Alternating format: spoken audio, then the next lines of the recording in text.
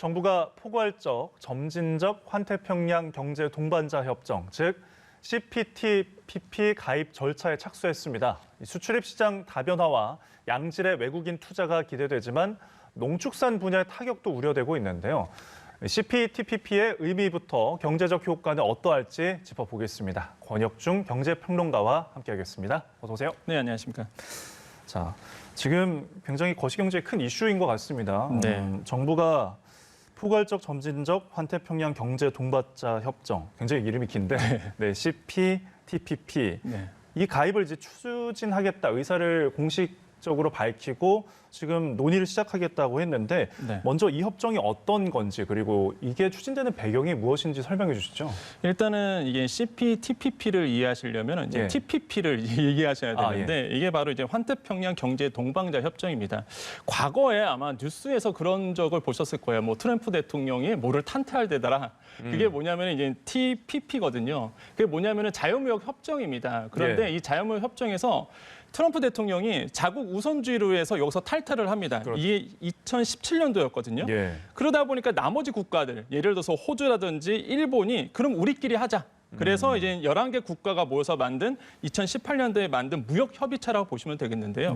그런데 이 CPTPP가 전 세계의 GDP의 12.9%를 담당을 하고요. 무엇보다 교역량의 14.9%를 담당을 합니다. 엄청난 교역 물량을 담당하고 있다 보니까 우리나라 입장에서는 사실 이거를 가입을 안 할 수가 없는 상황이 오게 됐고 무엇보다 이 11개국의 교역이 우리나라의 전체 수출의 23.2%에 담당을 하고 있습니다. 엄청나거든요. 그러니까 우리나라 입장에서는 사실 이걸 외면할 수가 없는 상황까지 오게 된 거다. 그래서 지금 이제 홍남기 부총리께서 아젠다를 던졌습니다. 사실 제 개인적 생각은 이번 정부에서 추진 안 할 거라고 생각을 했거든요. 리스크가 있다 보니까. 그런데 이제는 뭐 정부가 추진하겠다고 국민들에게 의견을 지금 구하는 거거든요. 그래서 사회적 아젠다로 내놨을 때 굉장히 좀 뭐랄까요? 개인적으로 봤을 때는 굉장히 좀 칭찬할 만하다. 저는 그렇게 생각을 합니다. 하지만은 워낙 그 파격과가 크기 때문에 아무래도 이제 논란은 계속적으로 있을 예정입니다. 네, 이 협정 가입에 대한 어떤 개인적인 의사를 표현해 주셨는데 사실 기대 효과가 있기 때문에 이것에 대해서 이제 찬성하는 의견들이 또 있는 거거든요. 뭐 시장 확대가 당연히 되고 또 어떤 시장의 다변화 같은 것들이 있는데 다른 기대 효과들이 무엇이 있을까요? 일단 다른 나라를 좀 보시면 되겠는데 지금 좀 빠르게 추진하고 있는 나라가 영국입니다. 영국 같은 경우는 이번 연도 2월에 신청서를 제출을 했거든요. 그다음에 또 빠르게 들어간 나라가 중국과 대만이고요. 그러다 보니까 사실 전략적 위치가 굉장히 좀 중요해진 상황이고 우리나라에서 들어가게 되는데 경제적 효과가 굉장히 큽니다. 이거를 좀 말씀드리면 최근에 그 미국의 싱크탱크 브루킹스 연구소에서 한 보고서를 냈습니다. 그 보고서가 어떤 거냐면 이런 거예요. 한국이 CPTPP에 가입해야 하는 이유라는 이제 제목의 보고서였는데 만약에 한국이 이 협의체에 가입을 하지 않는다 그러면은 일단은 무역 전환으로 인해서 2030년까지 한 30억 달러의 국민 손실이 예상된다라고 얘기했고요. 만약에 이 협의체에 들어가게 된다 그러면은 일단 연간 한 860억 달러의 이익을 얻게 된다라고 해서 보고서를 발표를 했습니다. 물론 이거는 이제 미국의 보고서이기 때문에 참고할 만은 하겠지만은 일단 우리나라의 전략적 측면에서 본다 그러면 외면할 수 없는 부분, 경제적 효과가 워낙 크기 때문에 외면할 수 없는 부분이겠고 특히 우리나라가 장점을 갖고 있는 제조업 분야에서는 우위가 설 수 있고요. 경제 우위가 있고 특히 이제는 농업 부분에서는 이제는 열세가 좀 예상되기 때문에 이런 부분도 아마 이제 꼼꼼하게 정부가 아마 챙길 것이라고 생각을 하고 있습니다. 말씀하신 것처럼 이제 효과 예측치가 860억 달러가 정도 되는데 이게 모든 분야에서 그렇게 수익이 나는 게 아니라 아까 말씀하신 것처럼 우려되는 부분도 있잖아요. 농업 같은 경우에는 지금 이 협정에 대부분의 참가한 나라들이 농업이 발달한 국가다 보니까 아무래도 관세가 또 철폐 수준까지 가면은 손실을 입을 수밖에 없는데 뭐 이 부분이나 뭐 다른 해결해야 할 과제들은 무엇이 있을까요? 말씀을 정확하게 하셨는데 사실 이게 무역 개방 수준이 96%나 되거든요. 완전 개방이라고 사실 해도 무방할 것 같다. 그래서 정말로 이제는 관세 철폐 부분이 이루어지게 되는데 근데 여기에 회원국을 보시면 굉장히 특징이 있습니다. 아까 11개국 회원이라고 그랬잖아요. 뭐 대표적으로 호주가 있겠고요. 또 한 가지 뭐 멕시코, 베트남, 뉴질랜드, 칠레, 페루 딱 봐도 농업의 강점인 이제 나라들이거든요. 네. 그러다 보니까 우리나라 농업계에서는 당연히 반발할 수밖에 없고 그래서 지금 시장에서는 어떤 숙제를 안고 있냐면 또한 정부에게 요구를 하냐면 그러면 농업에 대해서 어느 정도의 보상안을 마련해 줘야 된다. 사실 그동안 우리가 자유무역 협정할 때 동안 계속적으로 농업이라든지 축산업 쪽에서 계속적인 보상안을 마련해 줬거든요. 그렇죠.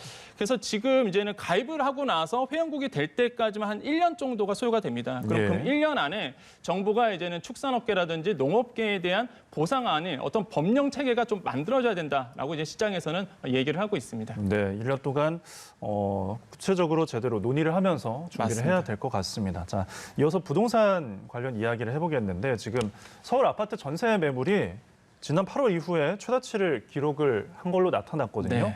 보통 순항이 끝나면은 이제 이 전세 대목이라고 하는데 어떤 의미일까요, 이게?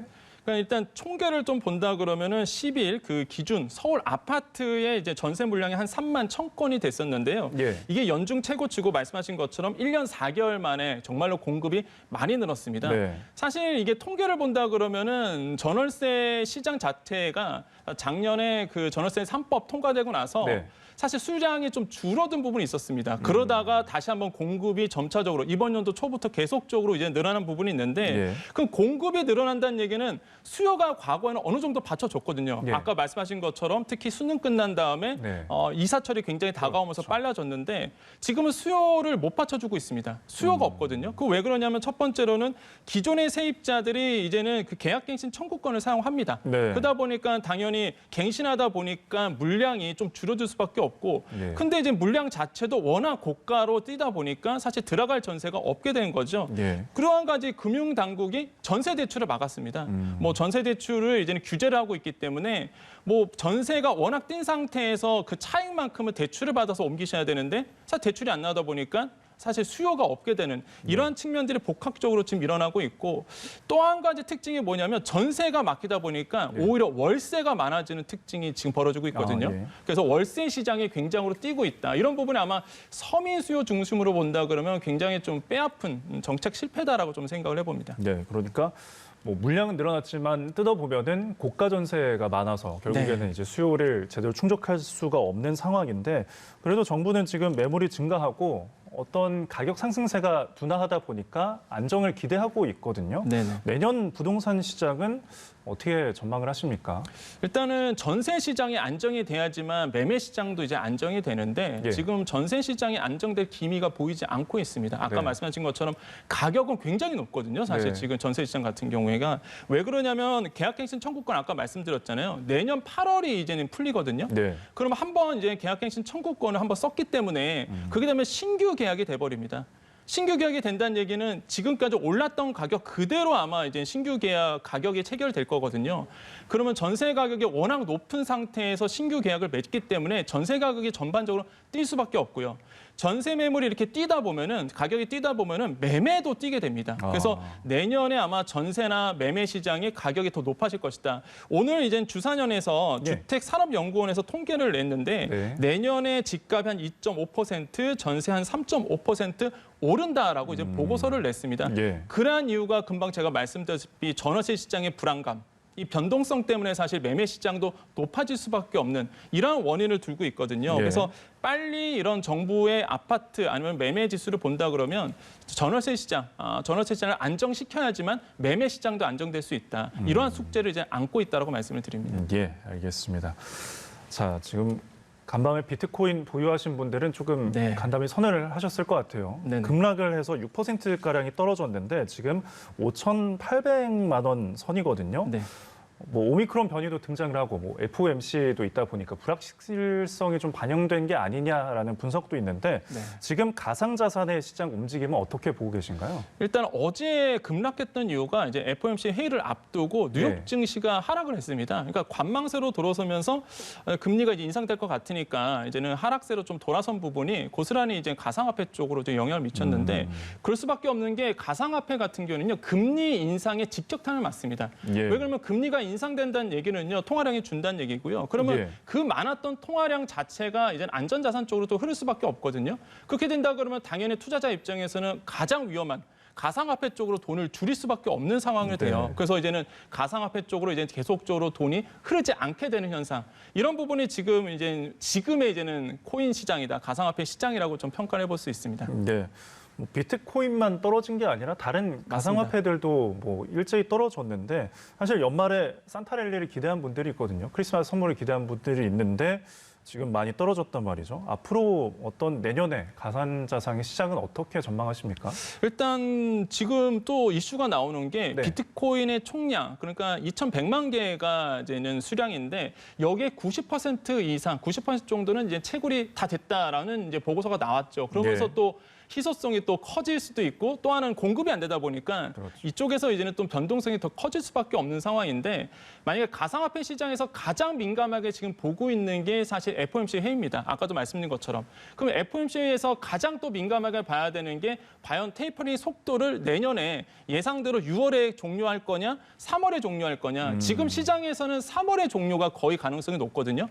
자산 매입 축소가 이제는 진행이 되고 속도가 빨라지고 그럼 3월에 종료가 되고 그러면 금리 인상 속도가 더 빨라지게 됩니다. 그래서 당연히 이제 가상화폐 시장 쪽에 어마어마한 후폭풍이 일어설 수밖에 없고요. 예. 또 한 가지 보셔야 될 게 점도표도 같이 보셔야 됩니다. 한마디로 FOMC 위원들이 어떻게 금리를 평가하느냐 이것을 이제 점도표라고 볼 수 있겠는데 점도표 같은 경우에가 이번 연도에 나오는 이번에 점도표가 아마 내년도에 금리를 인상할 것이다라는 전망사가 굉장히 높거든요. 네. 그렇게 된다 그러면 이제 예상대로 시장의 예상대로 금리 인상의 속도는 빨라질 것이다. 그러면 이제 가상화폐 투자하시는 투자자 입장에서는 매물이 그만큼 매도 물량이 나올 수밖에 없는 상황이 되고요. 근데 또 하나 우리가 또 보셔야 될 게 재밌는 현상은 금리가 이제 인상이 된다 그러면 단기적인 금융시장에 영향 크게 미칩니다. 그러니까 변동성이 커질 수밖에 없어요. 당분간은. 네. 하지만은 장기적으로 본다 그러면 지금의 인플레이션율, 미국의 인플레이션율 지금 6%가 더 넘어갔거든요. 10월, 11월. 지금은 목표대가 2%인데 정말 거의 3배 수준이 되기 때문에 금리 인상을 할 수밖에 없어요. 그럼 뭐 장기적으로 본다 그러면 이런 인플레이션을 억제하기 위한 금리 인상, 장기적으로 본다 그러면 정상으로 가는 패턴이다. 그렇기 때문에 단기적으로는 변동성이 심해지지만 이렇게 장기적으로 보면은 오히려 금융시장이 안정화될 수 있기 때문에 뭐 가상화폐 투자하시는 분들은 이런 해안도 이제 갖고 계시면 투자가 조금 더 유리하지 않을까라고 생각을 해봅니다. 네, 미국의 금리 인상 가능성까지 지적을 해주셨습니다. 지금까지 권혁중 경제평론가와 함께했습니다. 감사합니다. 네, 감사합니다.